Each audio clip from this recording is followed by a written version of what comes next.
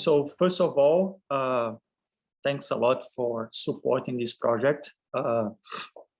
Started a few years ago with Cesar Santos, who is at the Bank of Portugal, and then Zeina, who did the superb work with us, and she's a co-author in this paper. Zeina is in the market this year. So this paper is already, kind of in some way finished. We are in the process of revising to resubmit to a journal. So very much thank you, the Keynes support. Okay, so climate change mitigation policies, aggregating distributional effects. Okay, so that's basically the title of the paper. We all know, as Toki was saying, this is, probably one of the most pressing issue or question that we are facing now in society. And because of climate change and the risk associated with climate change, then there is, kind of pressure for countries to implement environmental policies, right?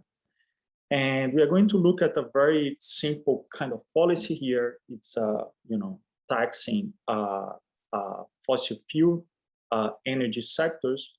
And we want to understand the implications of that for the economy. Okay, so that's basically what we want to do. Our question is a positive question, it's not a normative question. So we're trying to understand, kind of the aggregate and distributional effects of implementing such policy. And we all know that implemented these policies is kind of hard, not necessarily it is incentive compatible, but it's very important because of that to understand the effects. And that's really where we try to fill the gap in the literature. So what we try to do is something kind of practical. We look at what would be required for some countries to actually fulfill the Paris Agreement. Okay? And we want to implement the policy in the model such that the countries, the US, China, Brazil, and other countries, they can actually reduce emission by what was, stated in the Paris Agreement. So our paper, it's looking at this aggregate and distributional effect, and we are going to look at the lens very specific. Okay, so it's not going to be, we are not going to actually answer all the question. We are going to answer, trying to understand the question of the effects on production. And for that, we are going to have a multi-sector model that's going to have input-output linkage in the model, and that's going to be a general equilibrium model with heterogeneous agents. So agents in our economy, they can choose different occupation, different sectors where they can work, and they can invest in human capital, right? And they are going to allocate in those sectors according to the productivity or the comparative advantage in each sector. And once they allocate in each sector, right, there's going to be the linkage of input-output linkage in the model. And then we are going to implement the policy, right? So we are going to implement the policy, which is taxing fossil fuel energy sectors, and then see the implications of that. Of course, when we tax, say, dirty energy, that's going to increase the price of dirty energy. But this is going not only affect the energy sector, it's going to affect all the other sectors by the linkage that we have in the model, driven by the input-output relations in the model. Okay? So we are going to calibrate the model or estimate the model in the modern language to Brazil, Canada, China, and India, Mexico, and USA, basically restricted by the data. That's why we have the sample of these countries. And then we are going to try to understand the aggregate implications of that. Okay? So if I don't get until the end of the talk, so this is like our main kind of takeaway, right? So for instance, for the US to reach Paris Agreement in our model, it means decreasing GDP by roughly 0.6% of GDP. right? So that would be the cost for the US. This is not going to be distributed equally among, all the workers or all the sectors in the economy. Some sectors are going to suffer more than others, right? So this is going to have distributional effect, and then I think it's important to understand this distributional effect. And if you go to other countries, because the countries are very different in the structure of production, and the countries are also very different, the use of dirty energy, or say fossil fuel energy, right? So the cost is going to be very different, right? Either driven, again, by the structure of production or by the intensity of the use of energy within a country, right? So in Brazil, it's going to be roughly 0.5% of GDP, and China is going to be 2.1% of GDP. Okay? Right. So the most of the laws that the workers they face is mainly driven by workers working the dirty energy sector, okay? And those workers are going to actually suffer. The loss is not going to be, in the size of this amount that we have here for say the aggregate effects, right? But they make a very small fraction of the labor force. So there are ways to compensate these workers, right? So that's basically the message of our paper. Okay? So there is kind of a very long literature on carbon taxation and the aggregate effects on output and welfare. That goes back to Nordhaus, Stern, Nordhaus, and others. But recently, John Hassler, Pat Russell, and others, they are pushing, to introduce the climate, the climate model within standard models of real business cycle model.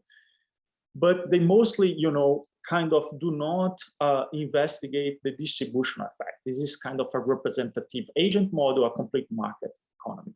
And so basically, different from their analysis, we look at the distributional effect, right? And we look at this multi-sector country level. There are some actually, some work on the distributional effect of climate change policy, but they are looking at a different margin. They look at the margin of when you tax, that's going to change the price of different consumption goods, right? That's going to change to affect the price of different consumption goods. And because the agents, depending on the level of income, they consume differently these goods, they are going to be affected differently, okay? Right? So our kind of analysis more on not on the taxation of goods, right? We are looking at more at the taxation of the production and the aggregate effects on production. Okay? So that's basically the lens of our analysis here. We could actually introduce this in our framework, but we focus more on the aggregate effects on production, and basically this is something that the literature has in some way abstracted, and we basically fill the gap. Okay, so that's basically what we do relative to the literature. I'm not going to basically show kind of the model. So I mean, this is there is this recent paper by Shen, Kleno, Jones, and Hurst and Jones on econometric, and that's basically we modify the model. So this is what's called a ROI model. The ROI model is a model of occupational choice where individuals, they choose the different occupation that they can make in their career. So that's basically our kind of framework, right? Different from that, we look at this, we also introduce this input-output linkage in the model, right? To try to understand how, when you tax energy, what's going to be the impact on the whole economy, right? We have educational decision, and in our economy, energy is actually one of the sectors of production. We have a clean energy, and we also have a variety of dirty energy, right? And basically we look very we look very carefully in the data to see how we can map, the use of different energy goods into the model, right? So that's something that we do here. I'm not going to basically go over the model. This is, kind of a presentation that would be for kind of a longer presentation, right? So basically here, something that I want to show, we look at, for instance, that oil, energy, or coal and gas, and the tax depends on the intensity, right? So the tax on each of these energy goods depend on the intensity or the carbon intensity of each of the energy goods. That's something that we do. And for the green energy, there is, kind of some energy that we classify as green in the data. We put these kind of the tax to be zero. Okay. So the data that we have, we look at this world input-output database, right? And we look for data from Brazil, Canada, China, India, Mexico, and the US. And we also have the micro-level data on IPUMs. And in IPUMs, we can have the fraction of individuals in each occupation, right? We can have the salary, right, of each individual in the occupation. And we try to match this in the model, right? So whenever we calibrate the model, we also calibrate to match like the share of the sectors in production, the share of individuals working in each sector, and also distributed according to the schooling. Okay, so that's something that we go over, and basically some of the results depends on this. Okay, so for quantitative exercise, basically, a quantitative exercise, once we have the parameters of the model set, we run a bunch of experiments to see the aggregate implications of mitigation policies, right? So in the Paris Agreement, basically for the US would be reducing emission by 26%. And then in our model to reach that, we need the carbon tax of roughly 32%. Okay? So we basically introduce this carbon tax on oil, coal, and natural gas energy sectors.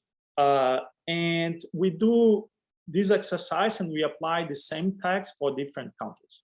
Okay? And then we look, of course, when we apply this tax, we are going to raise revenue.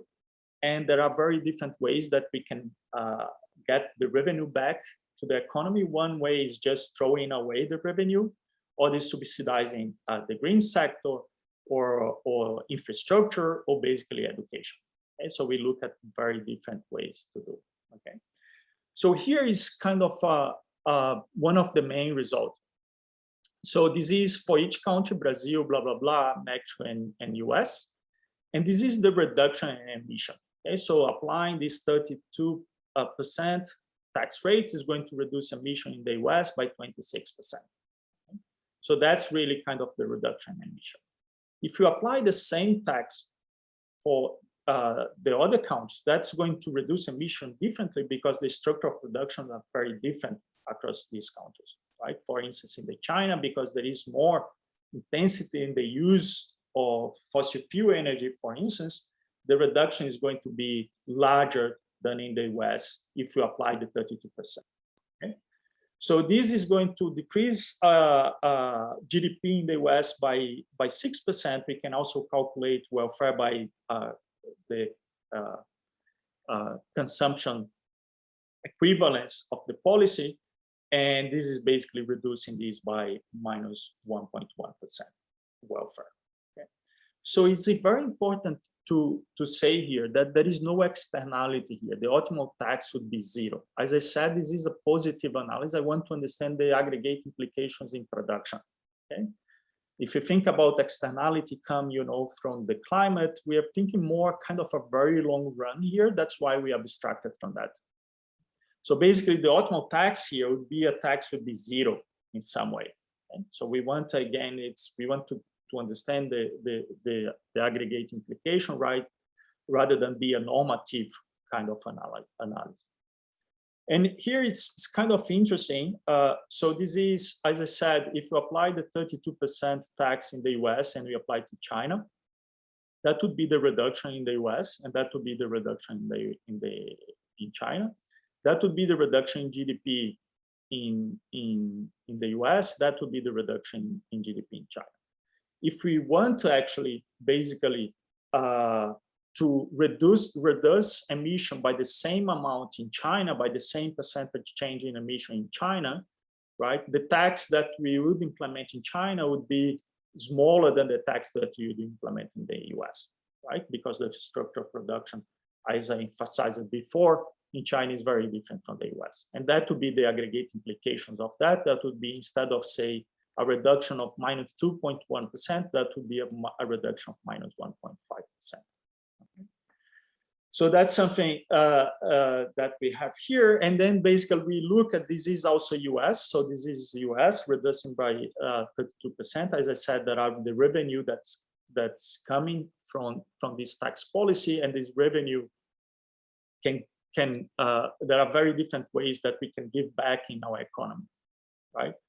And that's basically what we do. Waste of spending here is really the graph that I was showing, is that if you throw away, you know, on the ocean, the revenue that we get, and that's the reduction that we have in GDP, in consumption, and in welfare. Okay? If we say subsidize green energy, right, then the emission actually is going to be smaller, because basically there is more economic activity in the end, right? So that's why emission, that is, you know, emission is going to be in the end smaller. So you can see that the loss in GDP is smaller, and also the loss in welfare. If you subsidize education here in this case, for instance, actually, you can show that welfare in this case would be rising. And this is coming from you know, kind of correcting one of the main friction in the model, which is a friction that comes from the fact that the agents cannot insure against, you know, the productivity that they are going to have in very different sectors. They cannot perfectly insure. Okay? So that's really an insurance mechanism that's driving these results. Okay? So there are kind of, then I basically show in this slide kind of the mechanism behind. So I'm not going to spend time on that, given the time. And basically what we look at, you know, kind of a distributional effect of this, and we basically show that this is really the sector, the workers that are in the sector producing this dirty energy that are really suffering the main loss, right? But however, they make a very small fraction of the population. This is, you know, 0.4% of the labor force. So it's very easy actually to compensate these individuals, right? So we look at, you know, Thiago, 2 minutes. Yes, no, I'm running just because of that. So we implement this framework to study the aggregate and distributional effects of climate change mitigation policy. We calibrate the model for the countries that we had data available coming from this input-output matrix, and also the IPUMs, which is the micro-level data to see the occupation of individuals in different sectors. We find that to reach the Paris Agreement, the aggregate effects are relatively small, right? Depends on the country, on the structure of the production of the countries, right? Most of the workers that suffer the main loss of those policies are the workers working these production of dirty energy, but they are a small fraction of the labor force, right? So then it's easy to compensate that, okay? So that's basically that.